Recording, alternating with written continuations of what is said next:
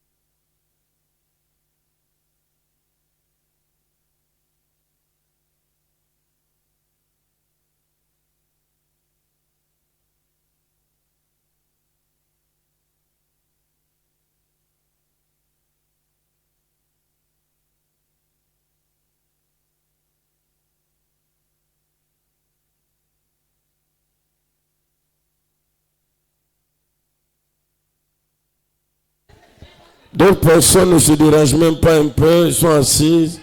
Elles sont assises. Ouais. C'est fort, hein?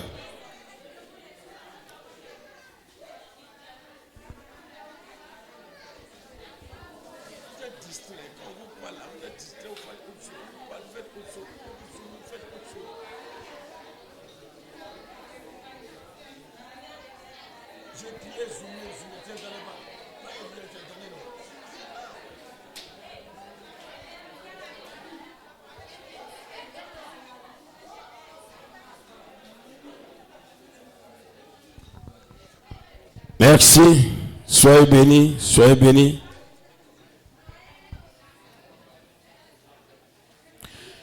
Bien-aimé peuple de Dieu, tout à l'heure, nous allons aussi, après le message, nous allons prendre la Sainte Seine, le repas du Seigneur. Et je bénis le nom du Seigneur pour une bien-aimée qui donc s'est disposée par l'Esprit de Dieu à offrir alors ce repas à l'église, au corps de Christ. Que Dieu te bénisse. Bien-aimé dans le Seigneur, tu te reconnais. Sois béni au nom de Jésus de Nazareth. Peuple de Dieu, le thème est le Saint-Esprit pour une victoire éclatante de notre esprit. Le Saint-Esprit pour une victoire éclatante de notre esprit. Peuple de Dieu, si on pose la question de savoir qui est le Saint-Esprit, qui est le Saint-Esprit? Donnez le micro à quelqu'un qui va essayer de répondre. Tu peux répondre à cette question. Qui est le Saint-Esprit?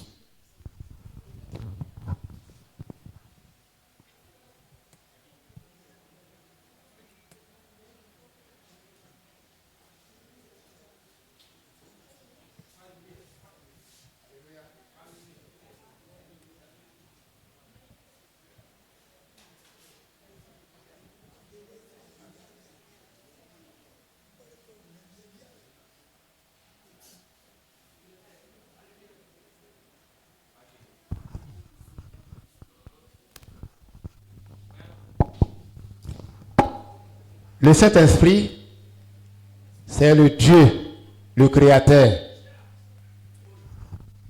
Il dit le Saint-Esprit, c'est Dieu, c'est le Créateur.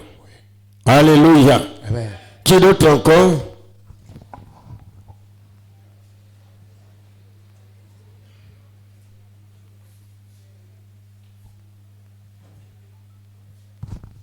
Qui d'autre?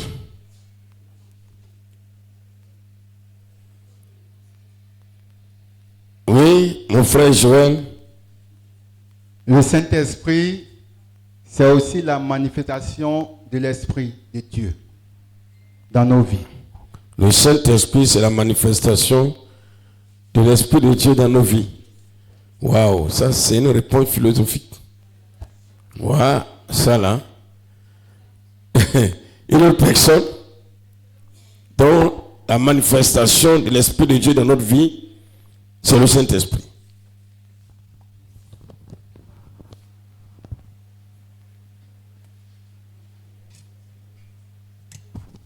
Oui?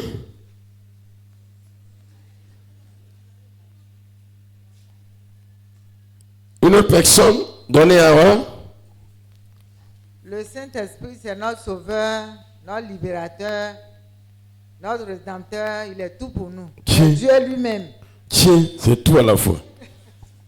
Notre Seigneur, notre Sauveur, notre Libérateur, notre Rédempteur, Dieu lui-même. Ok. Merci beaucoup pour vos réponses.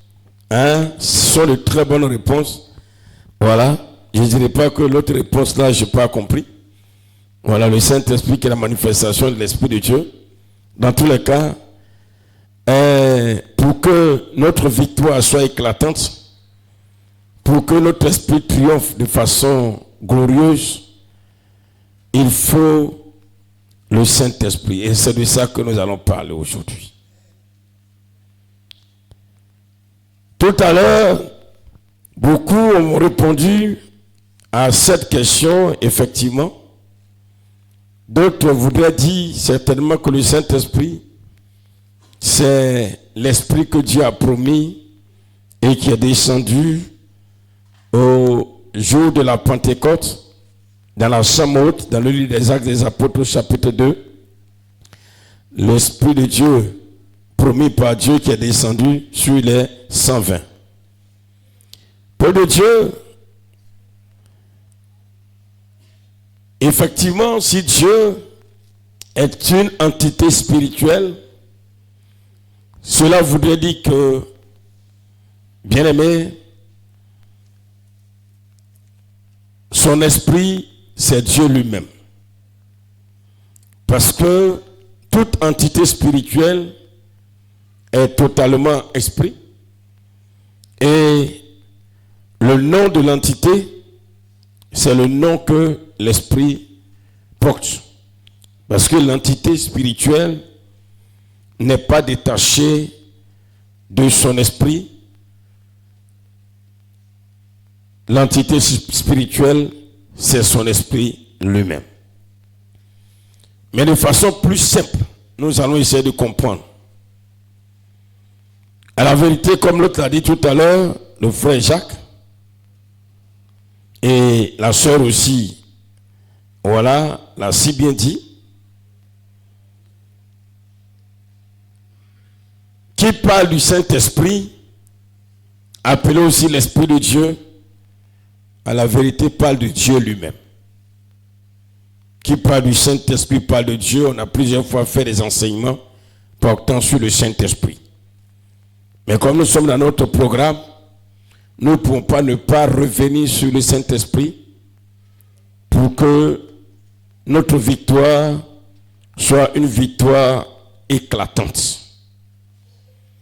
En effet, quand nous lisons dans le livre de Genèse chapitre 1 verset 1, il est dit qu'au commencement, Dieu créa les cieux et la terre. Et comme je l'ai dit, comme Dieu c'est une entité, donc cela voudrait dire que au commencement, son esprit, qui est lui-même, appelé aussi le Saint-Esprit, c'est lui qui a créé les cieux et c'est lui qui a créé la terre. Mais sachez qu'au-delà de ce que beaucoup pensent, le Saint-Esprit, ce n'est pas un vent qui souffle. Parce que beaucoup, quand ils sont en train de prier, ou bien ils sont quelque part et puis ils sentent un vent qui souffle, ils disent que c'est le Saint-Esprit qui est en train de souffler sur eux. Le Saint-Esprit, ce n'est pas non plus un feu qui brûle. Parce que nous voyons très souvent dans nos programmes de prière, quand tu vois quelqu'un qui commence à crier, il dit non, l'esprit est sur moi, l'esprit, il ne peut pas tenir, il saute par-ci, par-là, comme s'il est en train de marcher sur des braises. Non. Si le Saint-Esprit devait brûler comme ça, tous les chrétiens seraient déjà morts. Même les premiers apôtres, là, ils allaient mourir dans la chambre haute. Alléluia. Parce que quand le Saint-Esprit est descendu sur eux, la Bible déclare que des langues semblables à des langues de feu, à des flammes, des langues semblables comme des flammes, sont descendues sur eux. Pour nous, au moins, les hommes sautillent, mais pour eux, c'est sur les têtes. Donc, si c'était un feu qui brûle, qui est descendu sur les têtes, alors, Pierre n'allait pas vivre 2 jours. Sa tête serait totalement consumée. C'est pourquoi je veux que, lorsque nous grandissons en Christ, j'aime utiliser cette expression, qui tombe dans les émotions. Qui tombe dans les émotions. Alléluia. Qui tombe dans les émotions d'un feu qui brûle. Mes pieds, donc, ça veut dire que c'est le Saint-Esprit. Le Saint-Esprit aussi, ce n'est pas forcément une force qui fait trembler ou qui fait pousser des cris. Même si ce que je viens de numérer, ça peut se produire. Tu peux ressentir une chaleur dans tes pieds, dans ton corps. Ça peut t'amener à te retrouver à terre. Mais, peuple de Dieu, quand on parle du Saint-Esprit, dans ses manifestations, on ne voit pas forcément ça. Le Saint-Esprit, il est effectivement le Créateur. Comme je l'ai dit, car Dieu, le Créateur, il est esprit. C'est lui qui est le Créateur de toutes choses. C'est lui qui a créé l'homme. Voilà, et il a donné à l'homme lui-même son image. quand on parle de l'image de Dieu, l'image de l'esprit, nous savons que tout ce qui est esprit n'a pas de corps physique. Donc, quand tu dis comme ça que Seigneur, tu m'as créé à ton image, regarde comment je suis beau comme toi, c'est vrai. Dieu est esprit et la Bible le décrit comme il est parfait en beauté, mais la vérité, qui va le voir? Personne ne le voit. Parce que Dieu, il prend toutes les formes. Dieu peut apparaître comme le témoin le dit, dans ce que Dieu l'a dit, comme un fou. Un fou peut être en train de passer, et puis Dieu va passer par lui. Où est sa beauté qui est dans là? Où est la beauté qui est dans le fou? Alléluia. C'est pourquoi, peuple de Dieu, le Saint-Esprit, quand il nous a créé l'homme à son image, c'est juste parce que il nous a donné un esprit pour que l'esprit en nous puisse réagir comme lui il réagit. Tout ce qu'il accomplit en tant qu'esprit, il donne à notre esprit de réagir, d'agir comme lui-même. Alléluia. Oui, il est effectivement le créateur de l'homme.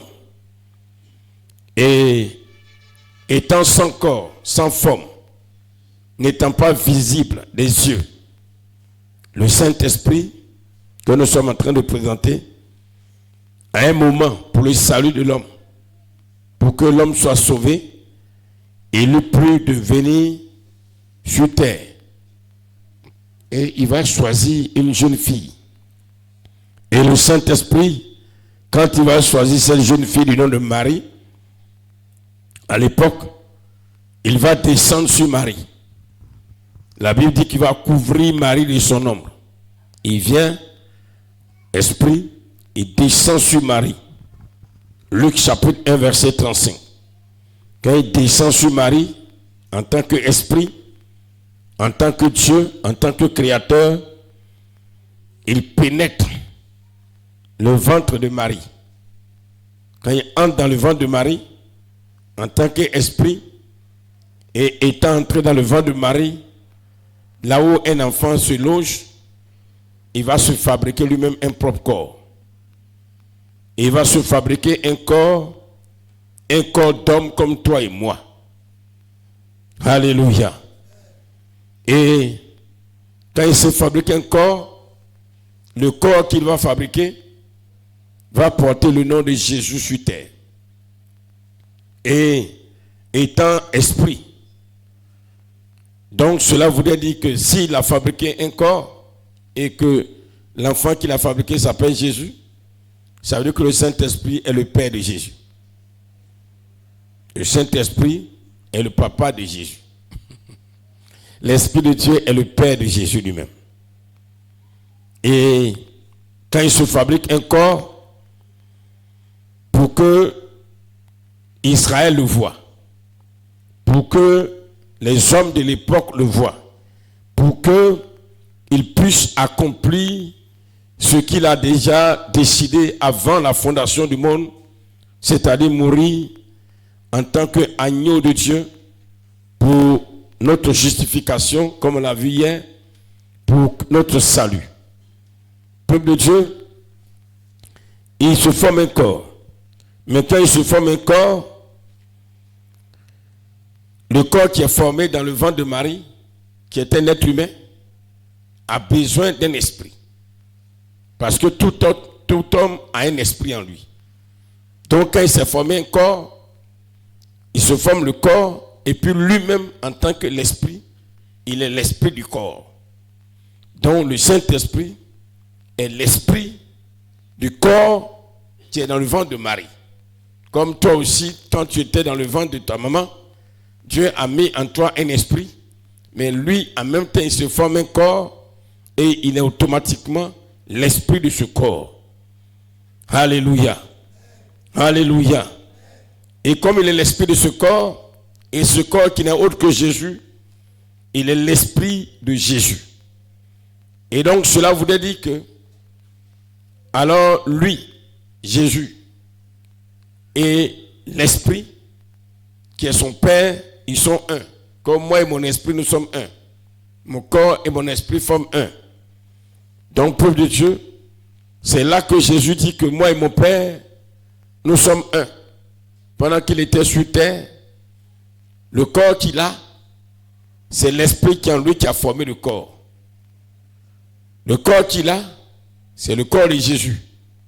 L'esprit qui est en lui, c'est l'esprit de son Père.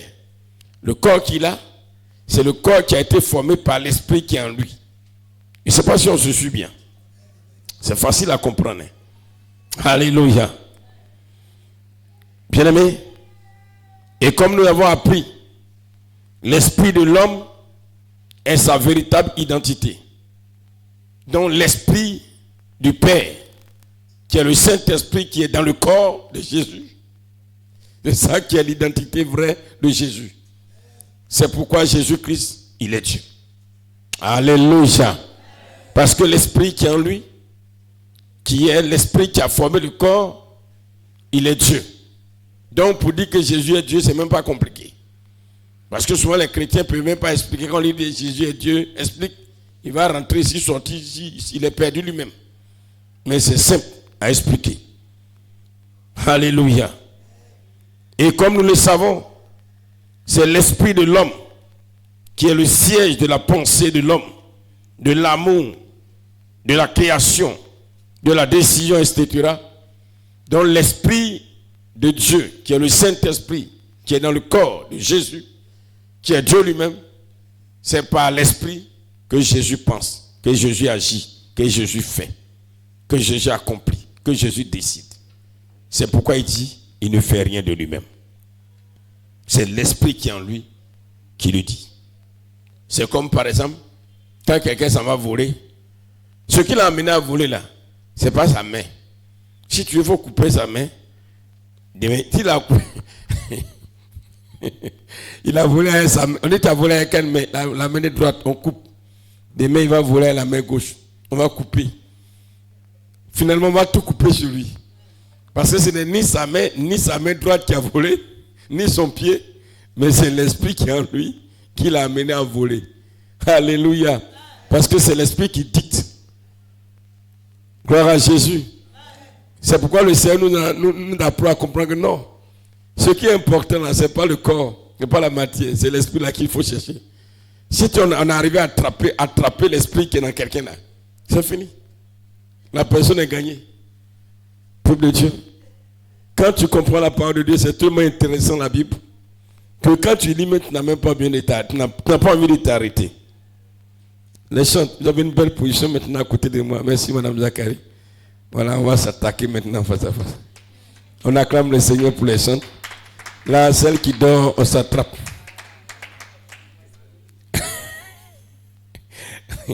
Avant, vous étiez loin là, je voyais certaines chants. Quand on finit de chanter, elles font pourquoi. Maintenant, là, on se voit face à face. Il dit pas le nom de quelqu'un. Si ça chaud, il dit ton nom en même temps. Alléluia. Donc, bien aimé, dans le Seigneur, c'est l'Esprit de Dieu, qui est le Saint-Esprit, qui, en Jésus, le conduit, le dicte, l'oriente, le dirige. Parce que c'est l'Esprit de l'homme qui te dirige. Donc Jésus ne fait rien de lui-même. Il dit, je ne fais rien de moi-même. C'est le Père qui me conduit, qui me dirige. Et le Père, il est où? Il est en lui. Le Père, c'est qui? C'est son esprit. Alléluia. Alléluia. Gloire à Jésus. C'est pourquoi qui dit le Père, dit le Fils. Qui dit le Père, dit le Fils. Et comme il est dit, je ne fais rien de moi-même. Et c'est ce qu'il a dit un jour à Philippe. Quand ils lui ont dit, mais maître, montre-nous le Père. Si on voit le Père, ça nous suffit. Il dit, ah bon. Depuis là, vous n'avez pas encore compris que le Père est en moi. Et que moi, je suis en lui. Et moi et le Père, nous sommes un. Le Père que tu sais, c'est lui qui est mon esprit. C'est lui qui me conduit. C'est lui qui me dirige. Je ne fais rien sans mon esprit, comme personne ne fait rien sans son esprit. Regardez, tout à l'heure, Michel était en train de rendre témoignage. Pendant que son esprit était en train d'être tourmenté, dans ce que le Seigneur voulait le faire voir, Son corps Matthieu était là en train de se débattre sur le lit. Son corps même ne sait rien, c'est l'esprit qui est en train de ressentir là-bas. Lui-même, son corps ne sait rien, tout le monde est là en train de voir ce qui se passe. Peut-être que sa femme pensait que mon mari est en train de mourir. C'est ça, non? Hein? Ah ouais, elle dit oui. Mais c'est ça. C'est la même chose. Son esprit était en train d'être frappé, là. On le chicotait correctement là-bas. Et son corps se débattait ici. Peuple de Dieu.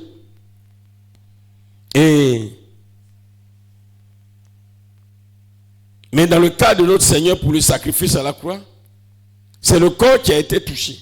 Mais l'esprit est intact. L'esprit est resté intact. Alléluia. Mais contrairement à nous, le péché met notre esprit dans le problème.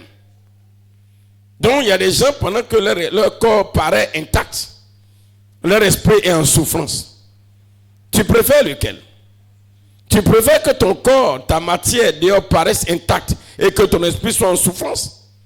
Ou bien que ton esprit soit intact, en paix, et que ton corps soit en train de souffrir parce que tu n'as pas à manger, tu n'as pas à boire? Tu préfères lequel? Peuple de Dieu. C'est encore là que le Seigneur dit, mais ne vous en faites pas. Celui qui peut tuer votre corps, votre matière, et qui ne peut rien faire à votre esprit, ne le craignez pas. Mais craignez plutôt celui qui peut faire du mal à votre esprit. Alléluia. Et qui ne peut pas toucher votre corps. Bien-aimé peuple de Dieu, et plus tard, quand le Seigneur va mourir à la croix, mais pour qu'il meure, il fallait que son esprit qui est Dieu sorte. Parce que tant que l'esprit qui est Dieu était dans ce corps, Jésus ne pouvait pas mourir. Donc il a dit, Père, je te remets mon esprit. Et là, c'est encore un autre problème. Souvent quand les chrétiens disent, mais quand ils prient, il a prié le Père, c'est qu'il s'adresse au Père qui est quelque part. Non. Il ne s'adresse pas au Père qui est quelque part. Bien, mais quand tu veux aller quelque part, tu veux voyager là. Tu parles à qui pour voyager? Tu te parles à toi-même, non? Mais tu ne te parles pas à toi-même.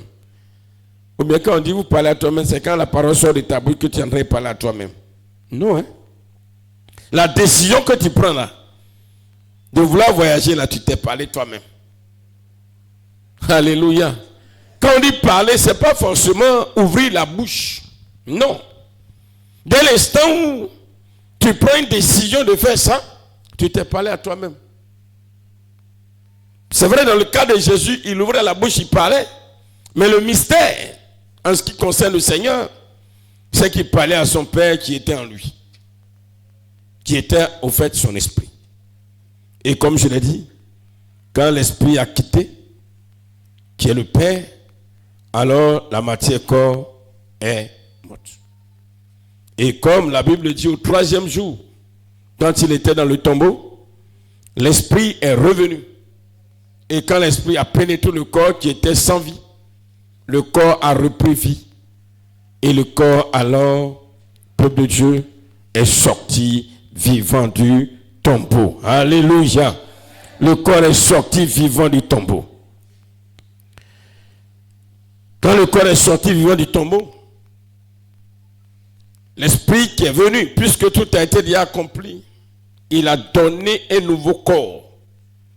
Le corps qui a été déchiré a pris un nouvel aspect. C'est l'aspect de gloire. Et donc, retiens que l'Esprit de Dieu, c'est Jésus lui-même, qui est le Père, qui est le Saint-Esprit. Et quand le temps qu'il a décidé va s'écouler, Jésus va monter au ciel. Comme on le dit, Jésus va monter au ciel. Il n'est pas de monter au ciel parce que les gens l'ont vu aller en haut.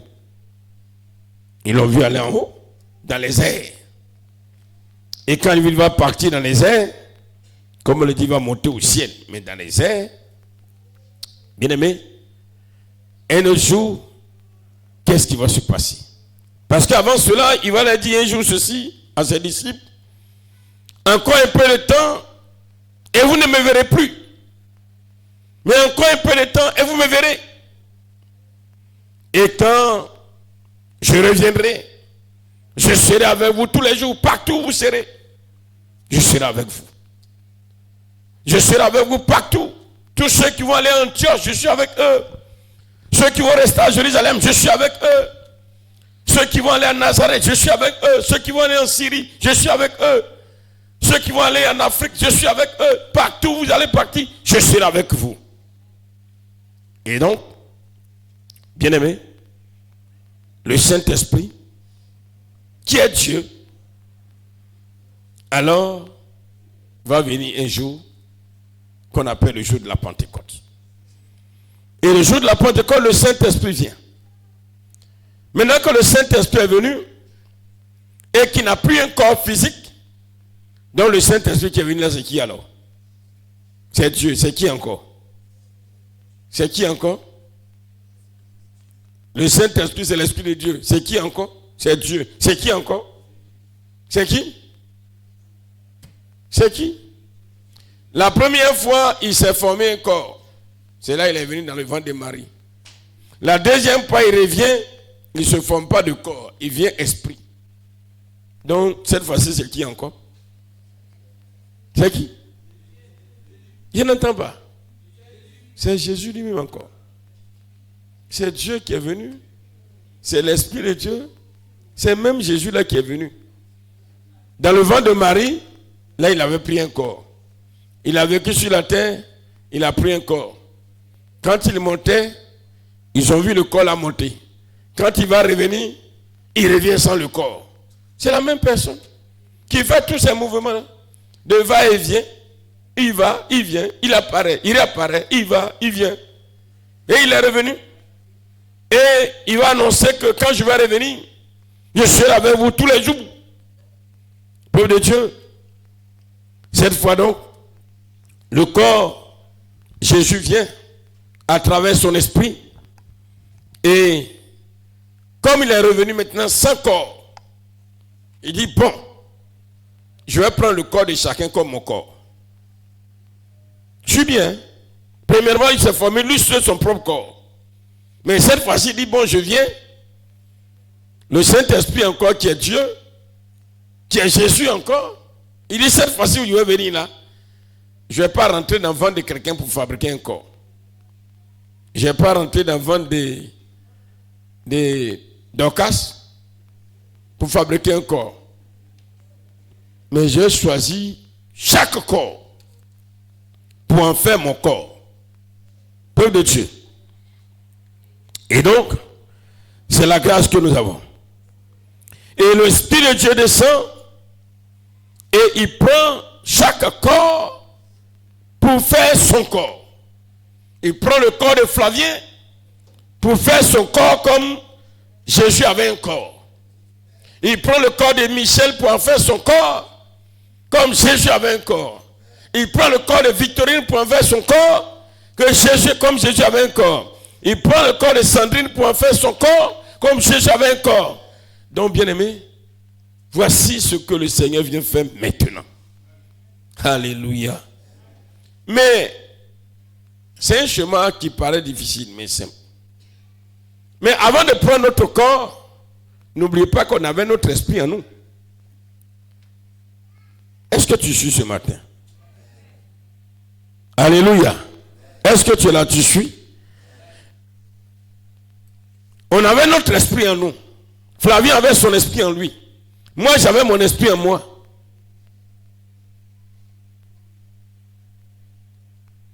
J'avais mon esprit en moi. Chacun de nous avait son esprit en lui.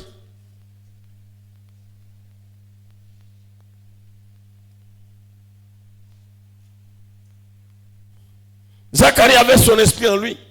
Maman Élie avait son esprit en elle.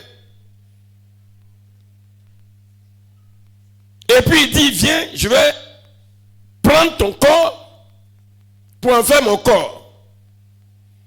Et en tant que l'Esprit de Dieu, qu'est-ce qu'il va faire? Il va enlever notre corps, notre esprit pour le jeter pour lui-même habiter seulement seul dans notre corps? Non. De la même manière, il était l'esprit dans le corps de Jésus. De la même manière, il vient pour dire, bon, comme je vais habiter ton corps, je vais m'attacher à ton esprit. Donc moi, ton esprit, nous allons être un. De la manière, j'étais l'esprit dans le corps de Jésus. De la même manière, vous me regardez ici. Voilà. Il y a la dossier au mur. Vous me voyez bien? Merci. De la même manière, j'étais l'esprit dans le corps de Jésus. De la même manière, je serai aussi l'esprit dans votre corps. Mais quand vous avez déjà un esprit, je vais m'attacher à votre esprit. Et puis votre esprit et moi, nous serons un. C'est pourquoi il va dire,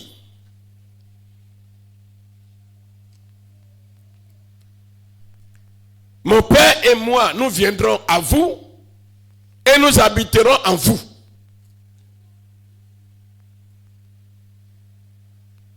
Donc le Saint-Esprit vient pour s'unir, pour s'attacher à notre esprit, pour devenir un seul esprit en nous. Il ne peut pas avoir deux esprits. Le Saint-Esprit ne peut pas habiter côté droit, et puis toi, ton esprit côté gauche, et puis ils sont deux dedans, et puis ils vont te conduire. Non.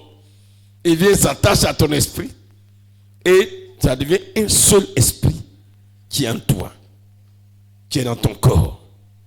Alléluia. Alléluia. Mais pour que cela soit, puisque quand Jésus vient, écoutez attentivement ce matin, parce que à partir de ce matin à 4h30, on va aller, je l'ai déjà annoncé, on va pousser un peu l'accélérateur, voilà, de la prière. Ça veut dire que ce qu'on a fait premièrement, c'était entrer en matière. Si tu es fatigué, on va te donner l'eau, tu vas boire l'eau chaude. On va te donner thé, on va te donner Kappa. Ah, il y a des abonnés de Kappa ici. Avant-hier, j'ai demandé à une soeur, je t'ai vu dormir. Il dit, papa, moi j'ai dormi. Avant de venir, j'ai bu Kappa. Il dit, hein? Donc c'est la solution au sommeil. Donc, moi je ne savais pas. Hein? Attention, hein? Tu risques de te faire du mal. C'est des boissons. C'est pas bon. Si tu as bu un de passage, il ne faut pas boire deux comme ça tous les jours. Alléluia. Donc, bien-aimé, pour que le Saint-Esprit s'attache à notre esprit, pour être donc en nous, pour former un seul esprit, bien-aimé peuple de Dieu, il ne va pas enlever notre esprit. Il va procéder à quelque chose d'extraordinaire. Vous dites, Seigneur, fais-moi grâce. Seigneur, fais-moi grâce. Seigneur, fais-moi grâce. Parce que la Bible dit que nous étions prisonniers. Ton esprit est en prison. Mon esprit est en prison. Était en prison. L'esprit de chacun de nous était en prison. Et pour que le Saint-Esprit s'attache à ton esprit, quelle est la première des choses que l'Esprit de Dieu va faire?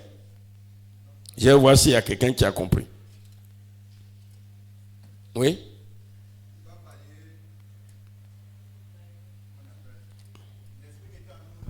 Hein? Donne-lui un micro. Donne-lui un micro, il va nous aider un peu.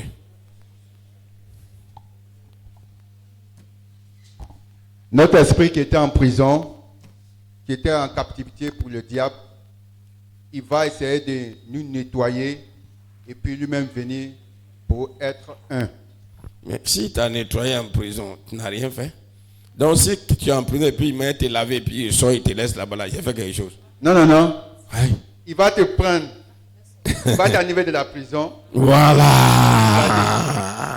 Est-ce qu'on peut acclamer le Seigneur? Voilà. Il va venir me laver. Il m'a lavé et puis tu es sorti. Tu n'as rien fait. Tu as levé, tu m'as lavé et puis tu es sorti. Tu as fait quoi? Tu n'as rien fait d'extraordinaire. Donc qu'est-ce que le Saint-Esprit va faire? Il va t'enlever et puis ensuite, Il va t'enlever, c'est-à-dire. il va te faire sortir de la prison où Voilà. tu étais, puis il va t'enlever et former un. Il va d'abord T'enlever de la prison. t'enlever de la prison, premièrement. Et après quoi, il va faire quoi? Il va ensuite te laver, te nettoyer. Merci. Il va par la suite te laver, Te nettoyer, te nettoyer, te rendre propre. te rendre propre. Et puis il va habiter en toi. Non, il n'habite il pas de l'esprit, il ne parle pas de ton corps, il n'habite pas encore en toi. C'est l'esprit des parties libérées. Il va faire quoi? Continue. Quel est notre l'objectif du Saint-Esprit? L'objectif du Saint-Esprit, c'est de t'attacher. Je veux qu'on utilise les mots que j'utilise. Ton esprit, ton corps là se promène. Hein? C'est là. Mais c'est ton esprit qui est en prison. Donc il va faire quoi? Allons-y. Il va te faire sortir de la prison. Il va te faire sortir. Il va faire sortir quoi de la prison? Ton esprit qui était en captivité. Il va faire sortir ton esprit de la prison d'abord. Il va te nettoyer. Il va le nettoyer. Il va te laver. Pas te. Il va le. On parle de ton esprit. Il va le laver. Il va le laver. Oui. Et ensuite, il y a quelqu'un pour m'aider. Donnez, ouais, viens. Ouais, prends un micro, viens parler.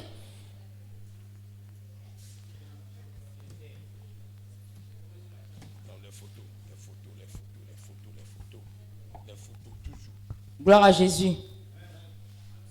Pour commencer, l'Esprit de Dieu va libérer ton esprit de la prison. Il va nettoyer ton esprit. Voilà.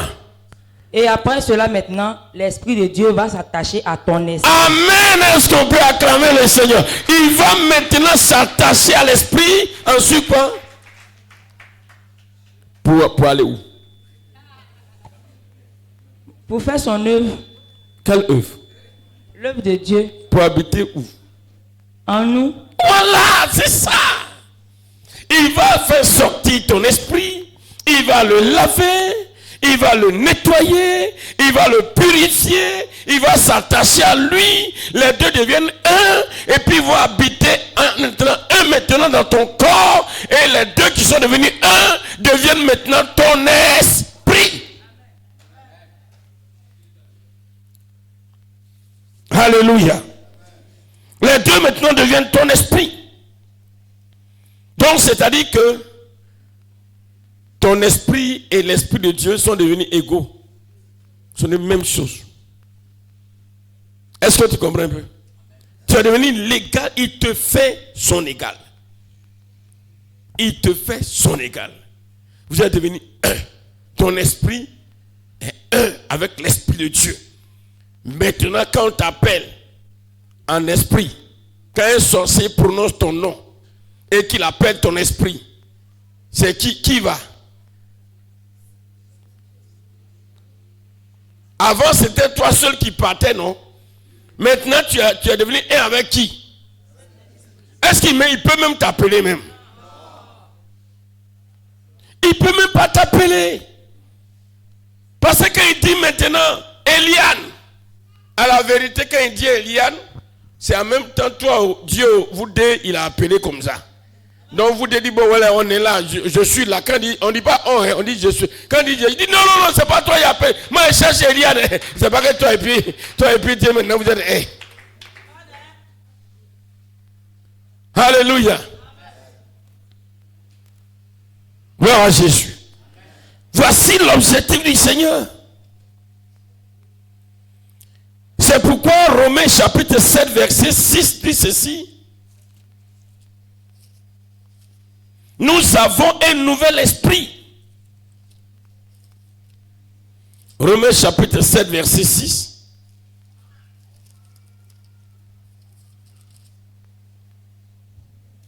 Mais maintenant, nous avons été dégagés de la loi, étant morts à cette loi sous laquelle nous étions retenus, de sorte que nous servons dans un esprit nouveau, et non selon la lettre qui a vieilli. Maintenant, ton esprit que tu as, C'est un esprit nouveau. Ce n'est plus l'esprit prisonnier. C'est un esprit nouveau qui est un avec Dieu, avec l'esprit de Dieu. Alléluia. Et c'est ce que a prophétisé Ézéchiel au chapitre 36, verset 26. Ézéchiel chapitre 36, verset 36. Abraham, prends beaucoup de photos. Arrêtez de nous amener. Prends beaucoup de photos. Ézéchiel 36, verset 26. Je vous donnerai un cœur nouveau et je mettrai en vous un esprit nouveau.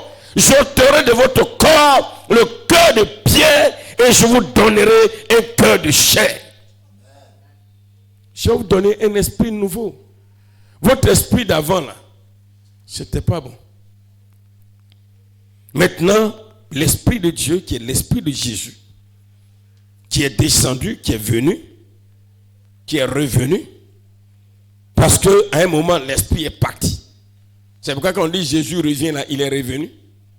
Maintenant, il est revenu pour s'attacher à notre esprit, pour que alors nous ayons un esprit nouveau. Nous ayons un esprit nouveau. Et notre esprit est égal à l'esprit de Dieu. Et ce qui est égal à Dieu est maintenant égal à Jésus. Romains chapitre 8, le verset 9. Romains chapitre 8, verset 9.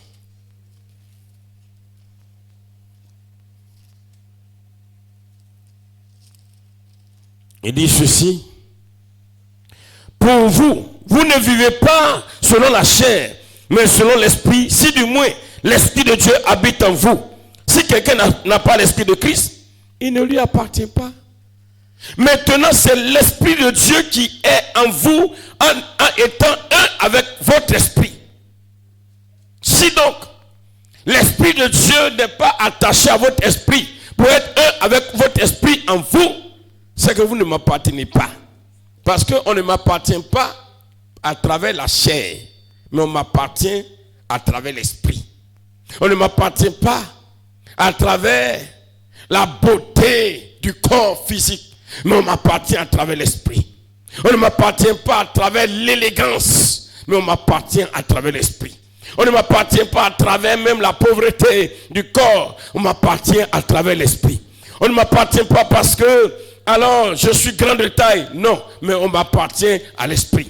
C'est l'esprit qui m'appartient, parce que c'est l'esprit qui est un avec mon esprit. Alléluia. Romains chapitre 8, verset 11 nous dit ceci.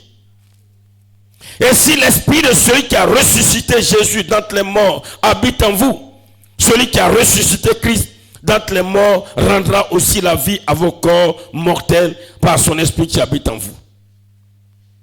Bien-aimé, ce qu'il faut rechercher en tant que chrétien, ce n'est pas d'avoir l'argent, ce n'est pas avoir l'or, ce n'est pas d'avoir les choses de ce monde. Ce que tu dois rechercher ardemment, c'est que l'esprit de Jésus soit un avec ton esprit. Est-ce que tu peux comprendre cela? Est-ce que tu peux comprendre cela? Parce que tant que ton esprit et l'esprit de Jésus ne sont pas un, pour être un seul esprit dans ton corps, Jésus dit, je ne te connais pas. Dieu dit, je ne te connais pas. Parce que Dieu, lui, connaît son esprit. Dieu connaît son esprit. C'est ce qu'il le connaît.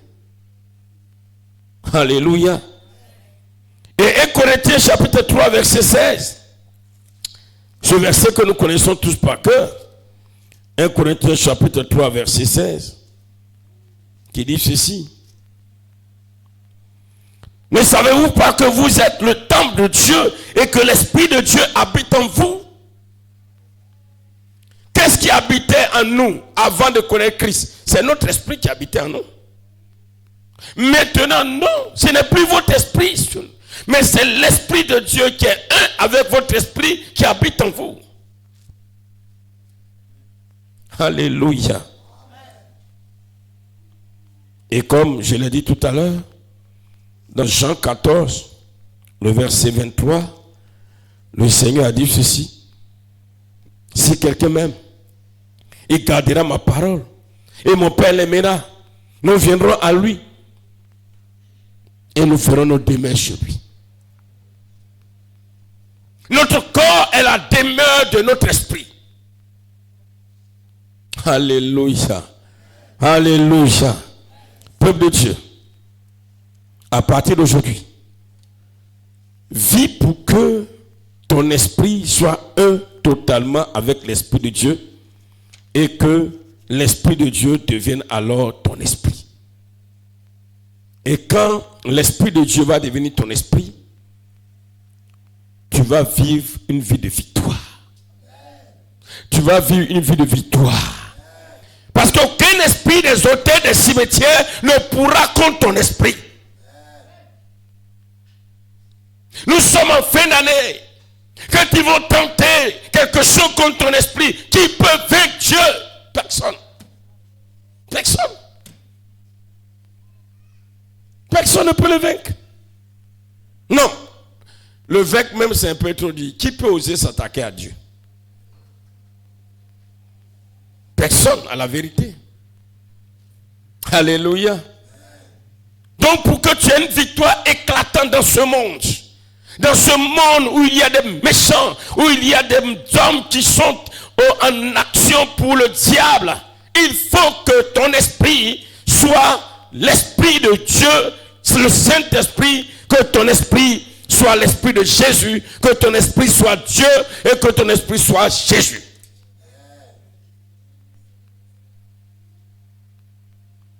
La victoire part de l'intérieur vers l'extérieur et non de l'extérieur vers l'intérieur. La victoire part de l'intérieur vers l'extérieur et non de l'extérieur vers l'intérieur. C'est pourquoi si à l'intérieur tu es dans la défaite, l'extérieur ça ne sert à rien. Il faut que l'intérieur soit dans la victoire. Alléluia.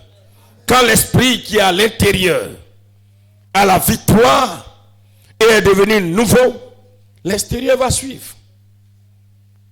L'extérieur va suivre. C'est pourquoi l'objectif de Christ, l'objectif de Dieu, quand il vient vers l'homme, la première chose que Dieu cherche, c'est de sauver son esprit, c'est de délivrer son esprit, c'est de libérer son esprit, c'est d'appeler son esprit à lui, c'est de s'attacher à son esprit, c'est d'être un avec son esprit.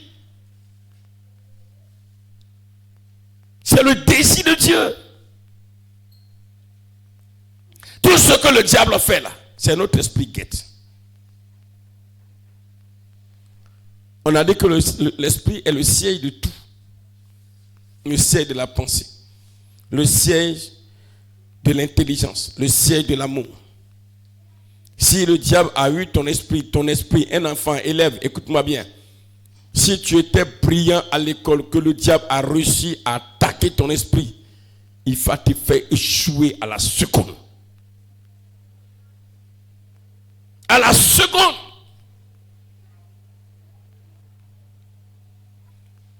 Quand on dit que quelqu'un est devenu fou, c'est son esprit qui a eu le mal. Quand on dit que quelqu'un, un tel malheur est arrivé ou bien il s'est suicidé, c'est parti de son esprit.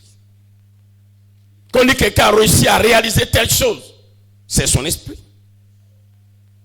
C'est pourquoi, même les artistes, les artisans, on parle de l'œuvre de l'esprit. C'est l'esprit qui l'amène à faire. Quand un esprit descend, l'enfant là, il est intelligent. Hein? C'est son esprit. Ça part de son esprit. L'enfant, il est fort, ça part de son esprit.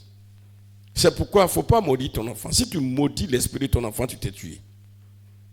Quand Dieu dit ne maudissez pas la parole, toute parole que tu vas déclarer sur quelqu'un, c'est sur son esprit que tu déclares la parole. Quand on dit tu seras bête, tu dis ton esprit n'a qu'à être bête. Maintenant, son esprit sera bête. Tout le corps va suivre de bête maintenant. Et puis tu seras étonné. Parce que c'est l'esprit qui est l'homme. Alléluia. C'est pourquoi Dieu, dans un premier temps, tout à l'heure, j'ai posé une question. Si ton esprit, alors ton esprit est en prison, qu'est-ce que Dieu va faire? La première des choses, c'est de chercher à libérer ton esprit. Hein? Il ne se préoccupe pas d'abord de savoir dans quelles conditions tu te trouves en tant que soit comment tu es habillé. Non, c'est pas ça. D'abord, il cherche à faire sortir ton esprit. Il cherche à faire sortir ton esprit. Alléluia. Quand il fait sortir ton esprit, c'est après ça maintenant qu'il va chercher à le laver, à le purifier. Et maintenant, il va lui donner à manger pour que l'esprit ait de la force. Et quand l'esprit a la force, c'est maintenant que tu peux lui donner des conseils. Mon ami, quelqu'un qui a fait 15 ans de prison, et puis tu le trouves dans la prison et tu dis, bon, je suis venu te donner conseil. Il va écouter quoi? Non, ici, là. Vraiment, conseil, il te donné. Il dit, mon ami, c'est pas conseil, il cherche. Moi, il veut sortir.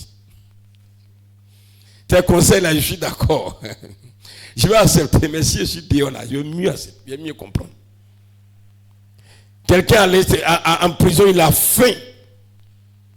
Et puis, dès qu'il sort net, et puis tu commences à lui donner conseil. Il dit, oh, mon frère, j'ai compris. Hein. Mais allez là, ça me fait une semaine, il n'est pas mal. Avant-hier, j'ai regardé quelque chose sur les réseaux sociaux, ça m'a vraiment touché. Il y avait 2 SDF, des sans domicile fixe. Ils dormaient dehors. Il y a un monsieur qui a pris un portable, un iPhone, un nouvel iPhone. Et puis il a pris un paquet de nourriture. Mais à la vérité, il n'a pas mis la nourriture dedans, mais à l'intérieur, il a mis beaucoup de billets de banque. Et puis il est allé vers le premier et il a demandé au premier, voici la nourriture. Il lui a fait croire que c'est la nourriture. Hein. La nourriture emportée là, dans les trucs jetables. Là. Il dit, entre la nourriture et puis iPhone, là, tu prends quoi? Non, il prend iPhone. Là. Il allait vers un autre. Il a dit non, pourquoi? Il a dit non, parce que je prends pour communiquer, appeler et autres, tout ça. Il dit, il y a longtemps, tu as mangé. Il dit non, j'ai faim, je n'ai pas mangé, mais au moins ça peut me permettre d'appeler des gens, au moins, s'ils peuvent m'aider. Il a allé vers un autre. Il dit, voici la nourriture, voici iPhone. Il dit, donne ma nourriture là. Il dit, pourquoi? Il dit, ça fait 5 jours, je n'ai pas mangé, j'ai faim.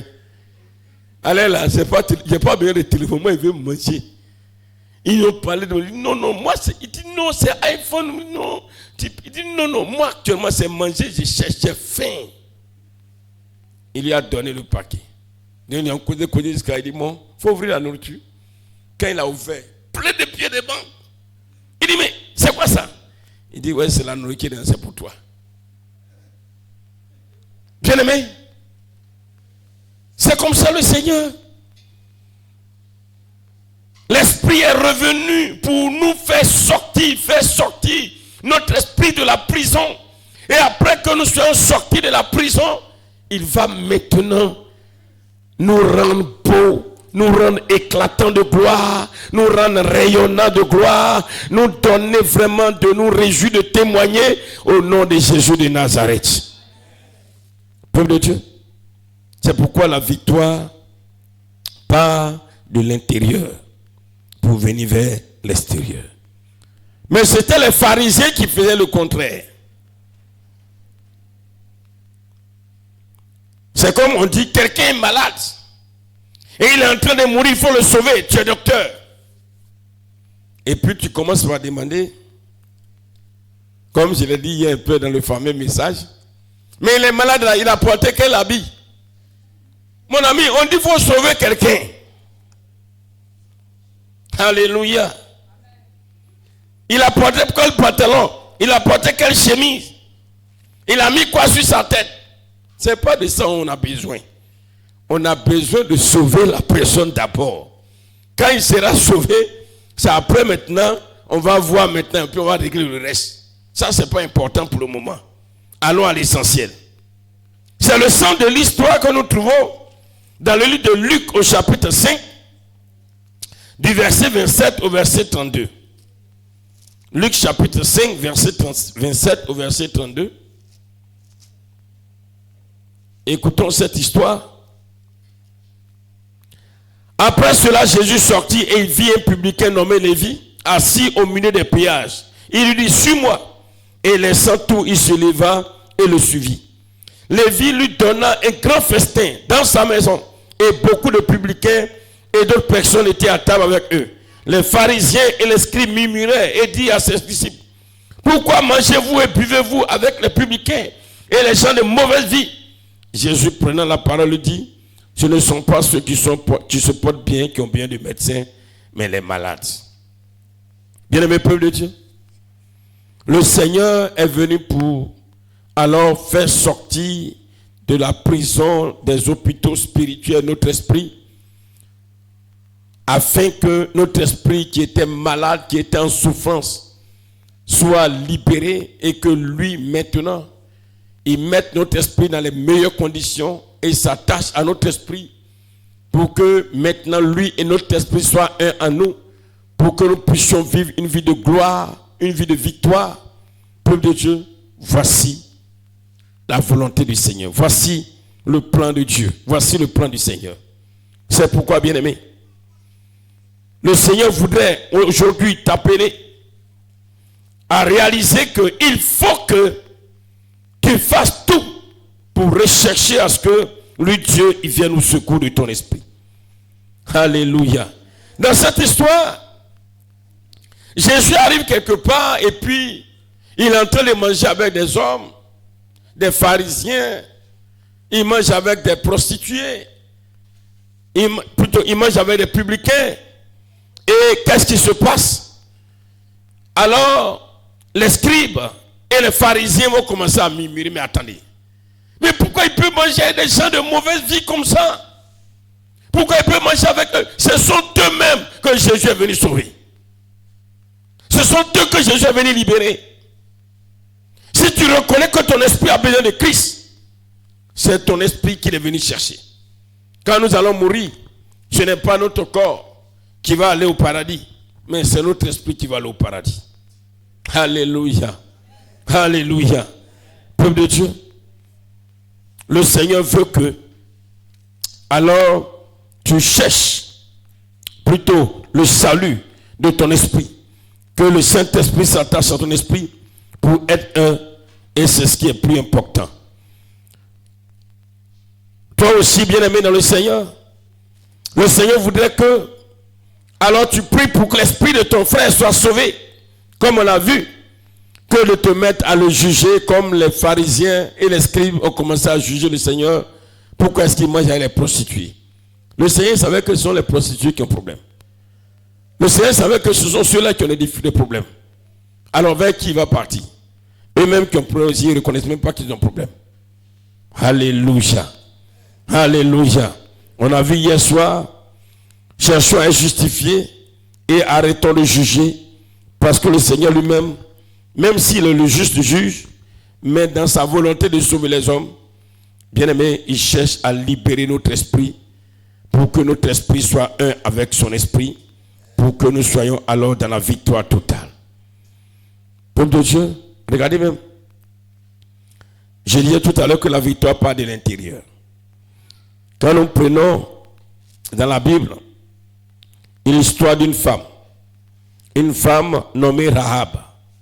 Si vous connaissez bien cette histoire dans le livre de Josué, une prostituée qui était à Jéricho, mais que Dieu va sauver elle va décider d'héberger des Hébreux que Josué a envoyé pour aller espionner la ville de Jéricho. Et qu'est-ce qui va se passer? Dans Hébreux chapitre 11, le verset 31, il a dit ceci: c'est par la foi que Rahab, la prostituée, ne périt pas avec les rebelles, parce qu'elle avait reçu des espions avec bienveillance. Et dans Jacques chapitre 2, le verset 25, alors le Seigneur va encore parler de Rahab, la prostituée, lorsqu'il dit, Jacques chapitre 2, verset 25, Rahab, la prostituée, ne fut-elle pas également justifiée par les œuvres lorsqu'elle reçut les messagers et qu'elle fit partir par un autre chemin? Cette femme qui était une prostituée à Jéricho, le Seigneur va la déclarer juste. Le Seigneur va la déclarer juste. Alléluia. Le Seigneur va la déclarer juste. Et le Seigneur va la choisir pour faire partie alors de la lignée de notre Seigneur, de notre Sauveur Jésus-Christ. Peuple de Dieu, le Saint-Esprit veut faire triompher notre esprit. Et c'est notre esprit qui est à l'intérieur, qui a besoin de salut et de victoire. Le Seigneur nous appelle, si réellement tu as un frère, tu as une soeur, que tu réalises que vraiment cette personne a besoin de Jésus, ne regarde pas à son habillement, à son accoutrement. C'est pas ça qui est important dans un premier temps. Ce qui est important là, c'est son esprit qui est là, qui a besoin d'être libéré pour que le Seigneur s'attache à son esprit. Le Seigneur veut sauver l'esprit de tout un chacun de nous. Alléluia. Le Seigneur veut sauver l'esprit de mon frère, l'esprit de ma soeur. Notre esprit est prisonnier. L'esprit de tout le monde est prisonnier. Quand Jésus arrive pour sauver l'esprit, il ne demande pas aux prisonniers, tu es habillé comment? Tu es habillé comment? Non, non, c'est pas ça. L'objectif du Seigneur, c'est de faire sortir d'abord le prisonnier. Alléluia. Beaucoup de chrétiens, aujourd'hui, ont le même comportement que le frère du fils prodigue. Dans l'histoire du fils prodigue, la Bible dit qu'un homme avait 2 fils, dans Luc chapitre 15. Et ces 2 enfants, l'aîné et le plus petit, le cadet. Et qu'est-ce qui va se passer? Un jour, le cadet va demander la part d'héritage pendant que son père est encore vivant. Il va tellement insister que son père va lui donner sa part. Il va partir. Il va les gaspiller chez des prostituées. Il va finir tout son argent. Ne sachant plus où aller, il va aller quelque part chercher du travail et il va trouver un travail chez un éleveur de porc. Bien, mais pour avoir à manger, mais c'est difficile. La Bible dit que par moment, mais il voudrait même manger la nourriture des porcs, mais il ne trouve pas à manger. Et un jour, quand il va entrer en lui-même, il va dire, mais attends, et si je retourne chez mon papa? Si je retourne, mais au moins là-bas, au moins je suis esclave, c'est encore mieux. Au moins je vais trouver à manger. Et c'est là, il se décide de revenir. Pendant qu'il revient, son père le voit. Quand le père l'a vu, son père était tellement content de le voir revenir, les mains vides. Et il va dire à son papa, oh papa, pardonne-moi, j'ai péché contre toi, j'ai péché contre Dieu. Vraiment, ce que j'ai fait est mauvais, je suis revenu là. Si tu veux, prends-moi comme ton esclave. Je vais travailler pour toi. L'essentiel, chez toi au moins j'ai la paix. J'ai gagné au moins à manger. Et le père était tellement content que le père va ordonner que, alors on attrape l'animal le plus gros pour faire un bon festin pour qu'il mange. Mais au verset 30, bien aimé, oh frère, dans Luc chapitre 15, son frère va dire ceci. Quand ton fils est arrivé, celui qui a mangé ton bien avec des prostituées, c'est pour lui que tu as tué le veau gras. Attends. Un homme qui a fait n'importe quoi, c'est pour lui que tu organises cette fête. Mais c'est pas normal. Le père le regarde et dit, mon fils, tu n'as pas encore compris.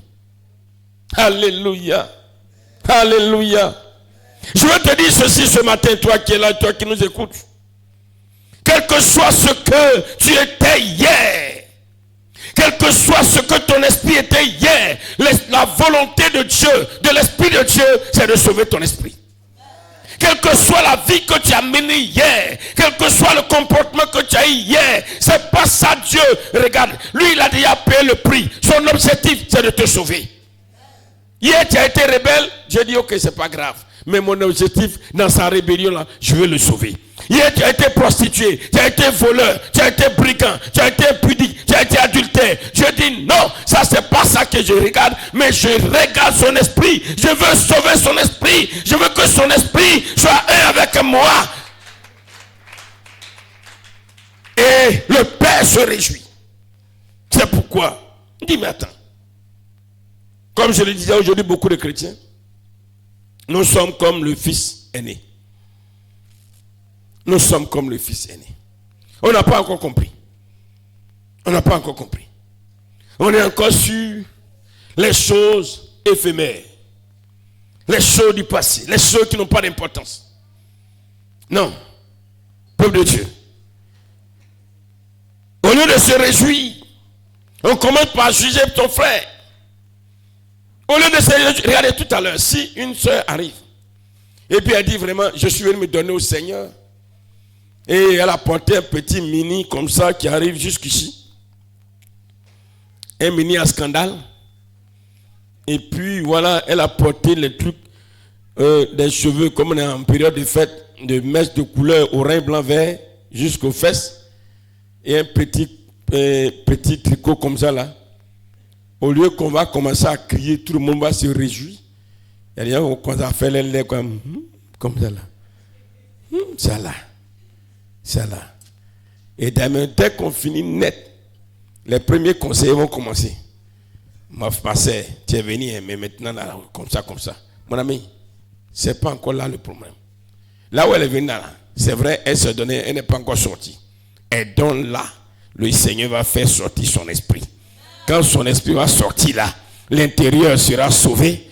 Le reste là, ça va suivre automatiquement. Alléluia. Un fruit ne mûrit pas dehors pour aller dedans. Si un fruit qui mûrit comme ça, c'est que c'est un fruit dangereux. C'est un poison. Le fruit mûrit de l'intérieur pour venir à l'extérieur. Alléluia. Alléluia. Oh, peuple de Dieu, c'est la même chose encore. Regardez, elle a couru pour venir vers Dieu au lieu qu'on se réjouisse. On ne va pas se réjouir. On va commencer à mettre des lois telles qu'elle mérite de retourner à la seconde. Elle va retourner vite fait. Parce que si aujourd'hui elle est venue comme ça, on dit bon, peut-être c'est la première fois. Demain elle vient comme ça, on dit après-demain, oh, on est tellement déjà on est pressé. Mais Dieu fait son travail doucement. Il dit lui-même il mangeait avec les prostituées. Les gens étaient scandalisés. Si vraiment il est fils de Dieu, comment il peut manger avec les prostituées? Il dit autant de fois que je peux, je vais manger avec les prostituées. Parce qu'elles ont besoin de salut. Si je les chasse là, comment ils seront sauvés? Comment le Saint-Esprit pourra s'attacher à leur esprit? Si je les mets dehors, c'est comme l'histoire de dans Luc chapitre 14. Dans Luc chapitre 14, il va y avoir un festin. Jésus va expliquer quelque chose. On va lire à partir du verset 12. C'est le dernier passage et puis voilà. On va essayer de conclure. Dans Luc chapitre 14, à partir du verset 12.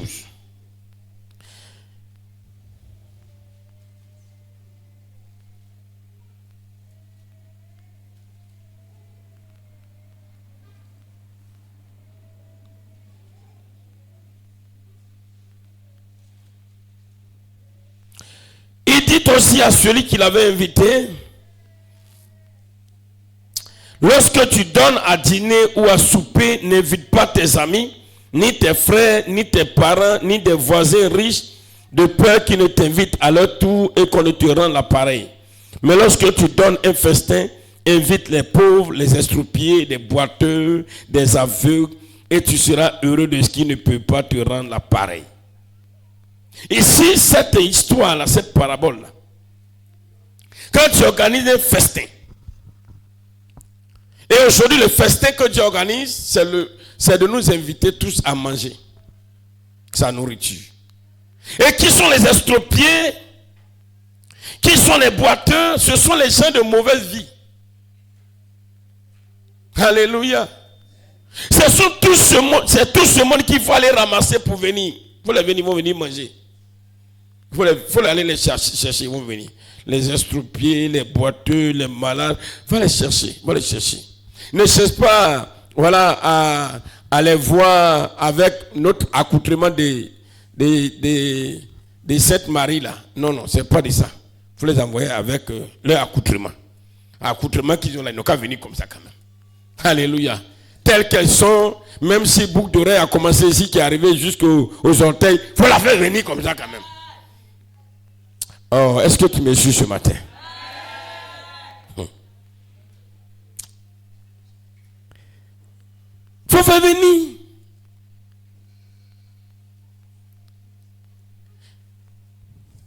Sur la route, là, il ne faut pas dire, hey, on s'en va chez nous là-bas, mais il faut enlever boucle d'oreille pour laisser ici. Non, il ne faut rien dire, il faut laisser. Il faut dire, viens. Il faut l'inviter, il va venir manger seulement. Quand elle va manger, elle va prendre goût et le Seigneur va commencer à faire son travail. Le Seigneur va faire sortir son esprit. Le Seigneur va s'attacher à son esprit. Ce n'est pas quelqu'un qui va lui dire, alors c'est la nourriture même qui va faire le travail.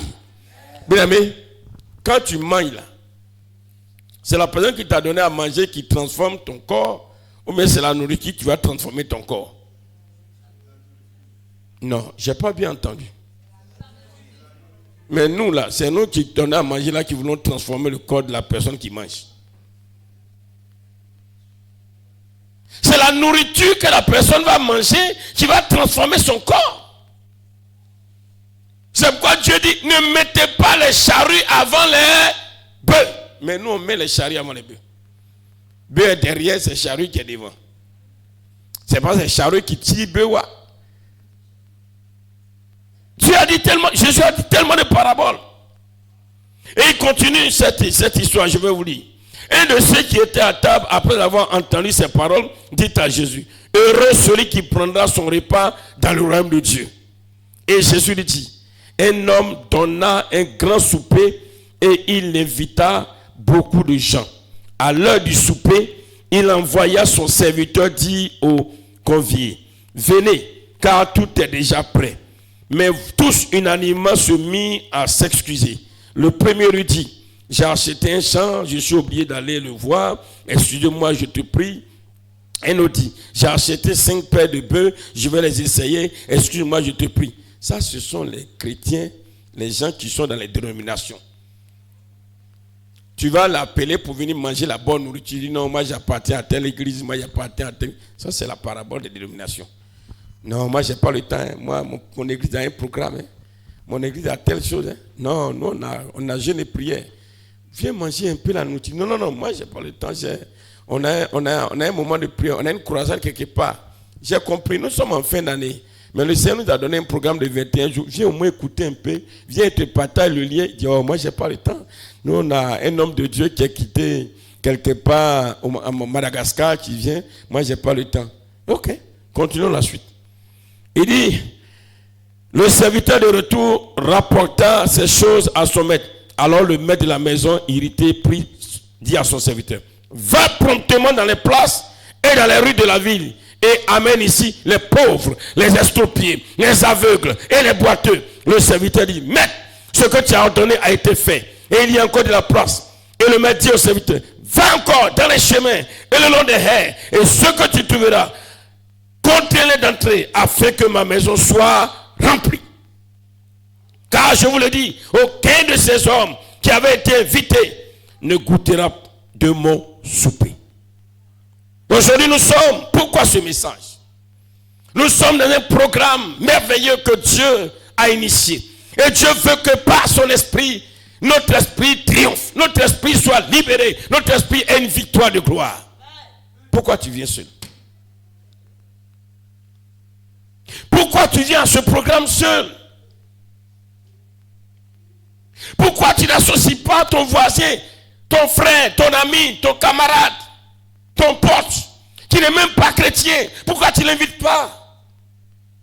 Leur esprit a besoin d'être libéré. Leur esprit est en prison. L'esprit de Dieu veut être un avec leur esprit pour les libérer aussi. C'est une occasion favorable. C'est l'occasion favorable.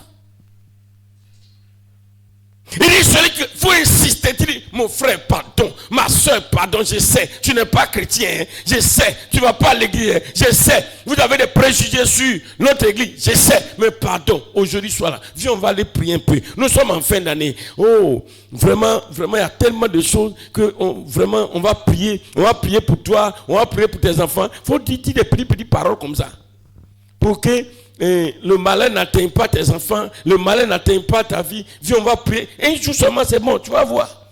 Et il va venir, Dieu qui a préparé son travail, un petit mot va tomber dans ses oreilles. Demain, c'est lui-même qui a te dit, ma soeur, c'est comment? Aujourd'hui, on ne va pas? Crée, ça va. Après demain, on va encore, non? Oui, vraiment, c'est bon. Hein? Et puis Dieu va agir. Quand elle va venir, et elle va aller dormir. Dieu va lui montrer quelque chose la nuit là. Matin, il va dire, priez l'affaire là, c'est bon. Hein? Voilà. Vous voyez, toi qui ne voulais pas l'inviter, voilà ce qui est arrivé. Peuple de Dieu.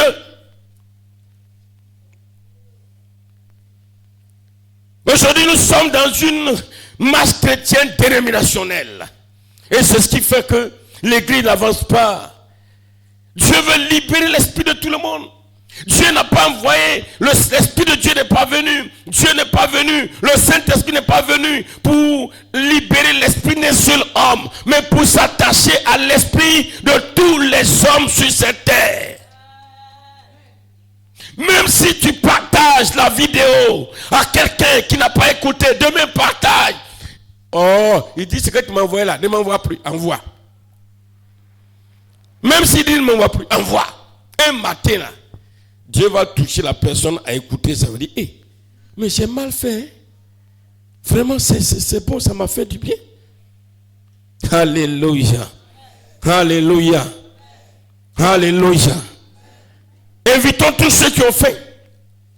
Invitons tous ceux qui sont en captivité. Est-ce que tu es content lorsque tu apprends qu'il y a eu un accident, qu'un frère, son esprit était en captivité, et puis son esprit est mort? Voilà tout à l'heure le témoignage de Michel. Dieu lui dit dans son songe, ceux-là, bon, je ne peux rien contre eux parce qu'ils ne m'appartiennent pas. Ça m'a touché. C'est nous qui devons les inviter à la table du Seigneur pour qu'ils mangent la nourriture et que la nourriture puisse leur faire du bien et que l'esprit de Dieu s'attache aussi à leur esprit. Peu de Dieu. Pour que non seulement eux, mais nous aussi, nous ayons une victoire éclatante. Que Dieu nous bénisse. Que Dieu nous bénisse. Que Dieu nous bénisse. Que Dieu nous bénisse. Bien-aimés dans le Seigneur, pour être guéri là, on ne regarde pas l'apparence. Pour être guéri là, quand tu veux être guéri là, on ne regarde pas, c'est pas l'apparence qu'on regarde. L'essentiel, c'est d'obtenir la guérison. Ou bien c'est faux?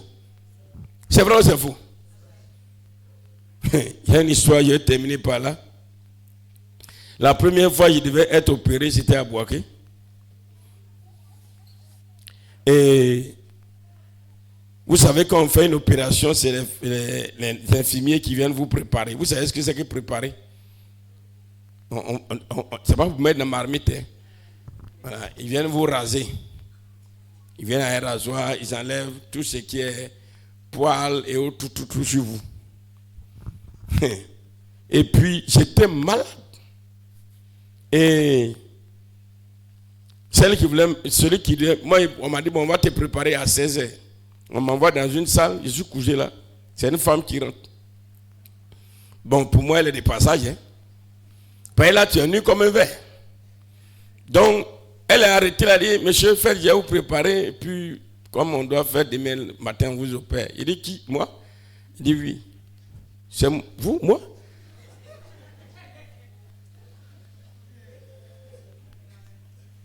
Faut-il accepter ou bien refuser? Je suis en train de souffrir. Hein? Tu refuses? Est-ce qu'il y a honte dans ça là? Non, vous savez ça. On connaît tout ça. Au début, il voulait jouer le Django. Il dit, ah, monsieur, c'est moi qui dois faire. Si vous ne faites pas, je m'en vais, il n'y a pas quelqu'un d'autre. Il a fait comment? Non. Et bon, non. Vous connaissez la suite? Je suis couché comme ça, je suis là. Bon, la femme aussi, elle a commencé à sourire. Elle a su que j'étais vraiment mal à l'aise, mais je souffrais. Elle, le chef va pas doucement, elle l'autorité. Elle met l'autorité à gauche, l'autorité à droite. Il dit, ah madame, il faut faire doucement. Il faut avoir un peu compassion de moi. Alléluia. C'est la même chose la deuxième fois, on devait m'opérer pour une histoire d'appendicite. Voici ma femme.